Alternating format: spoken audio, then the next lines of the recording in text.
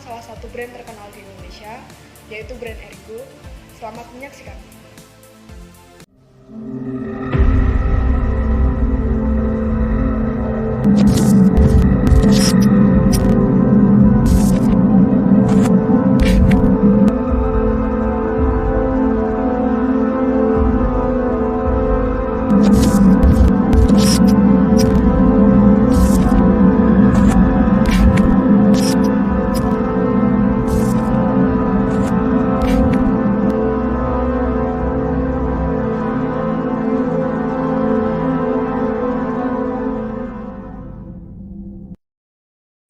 Di sini saya akan menjelaskan latar belakang Erigo. Erigo merupakan brand fashion Indonesia yang menyediakan keperluan traveling dengan mengedepankan desain serta kenyamanan.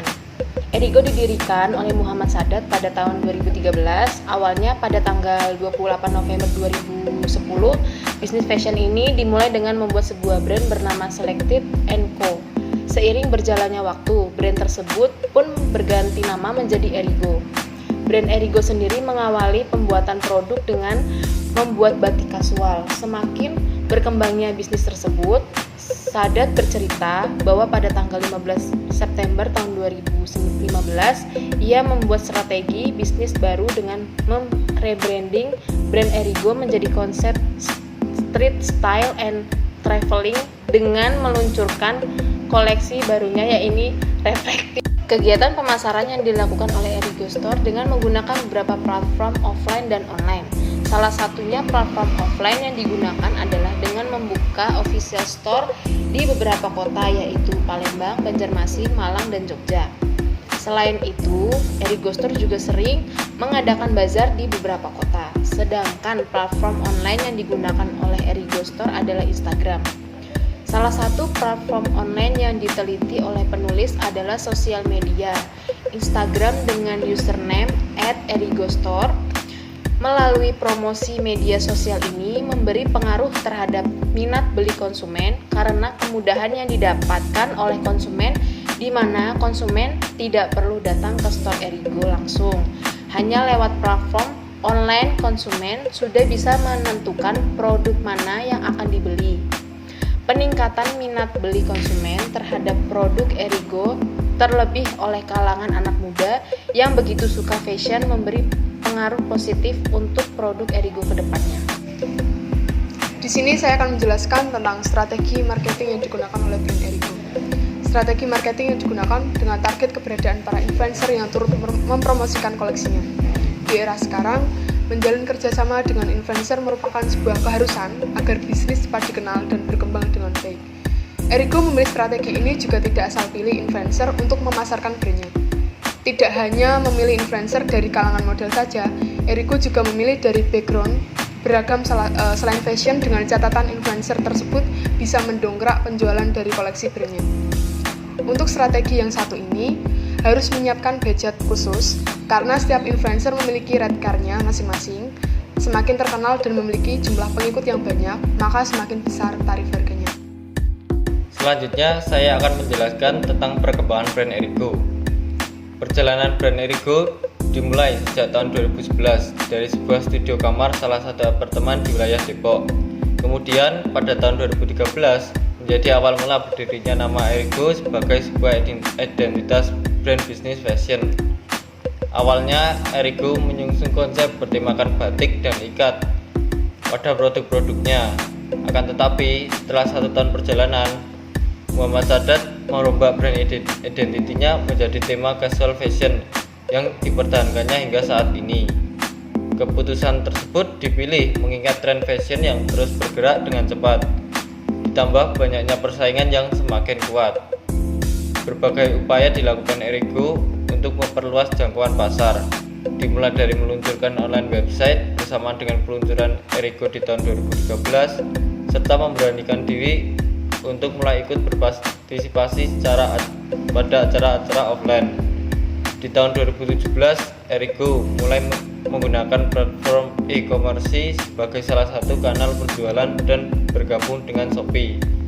Kemudian di tahun 2020, Erigo mulai bergabung ke program ekspor Shopee dan saat ini produk-produknya sudah bisa dibeli di negara-negara seperti Malaysia, Singapura, Filipina, dan Thailand.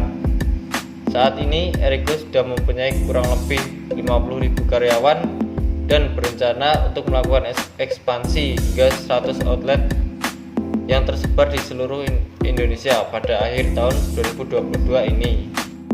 Baik, selanjutnya saya akan menjelaskan tentang omset dari brand Erigo. Jadi pada awal mula bisnis pakaiannya memiliki nama brand Selected & Co. Bermodalkan kocek yang tidak sedikit. Ia pun membawa modal sekitar 50 juta untuk membangun brand fashion tersebut dan hanya bertahan selama 6 bulan karena cukup sepi peminatnya.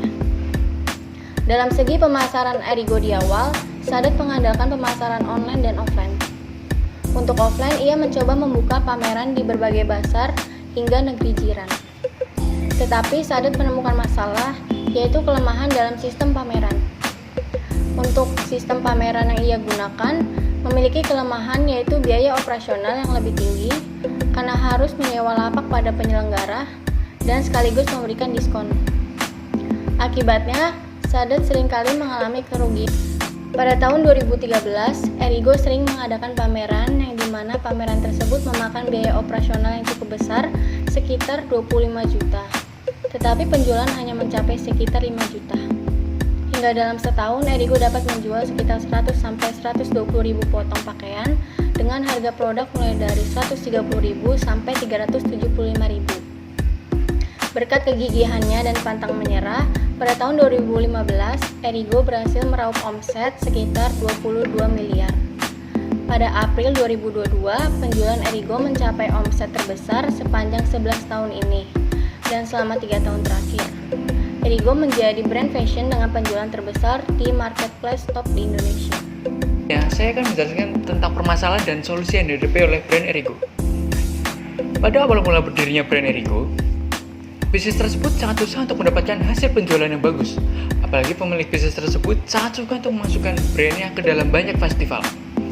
Bukannya dapat untung dari festival tersebut, sang pemilik brand Erigo malah mendapat kerugian yang cukup besar dikarenakan hasil penjualan yang diperoleh tidak sebanding dengan biaya operasional dari festival tersebut.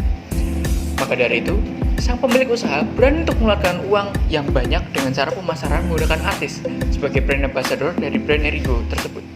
Sehingga brand Erigo pun dapat mudah dikenal di kalangan masyarakat. Hal ini pun membuat penjualan yang dilakukan Erigo naik hingga sekarang. Pastinya semakin besar sebuah brand bisnis dikenal oleh masyarakat, maka akan ada orang yang menggunakan nama brand tersebut untuk menjiplak atau meniru brand tersebut, seperti barang KW dari brand Erigo. Dan hal ini pun bisa membuat resah para pelanggan yang ingin membeli brand Erigo yang asli.